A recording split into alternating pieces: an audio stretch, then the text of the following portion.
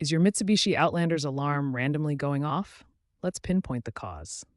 The most frequent culprits are faulty door or hood switches, key fob issues, and body control module (BCM) glitches.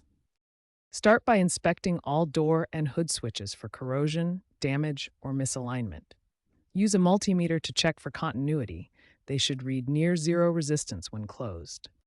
Next, test your key fob by replacing the battery and ensuring no signal interference from nearby electronics. If problems persist, the BCM might need a reset, especially in 2019-2023 models, which may have firmware issues addressed in TSB 20-001EL.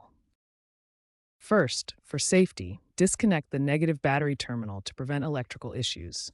Next, replace any faulty door or hood switches.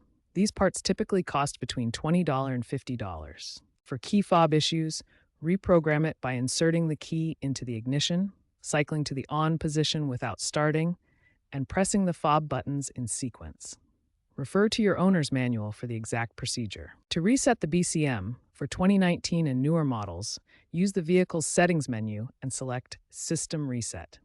For older models, disconnect the battery for 10 to 15 minutes. After completing each step, reconnect the battery and test the alarm system by locking and unlocking the doors.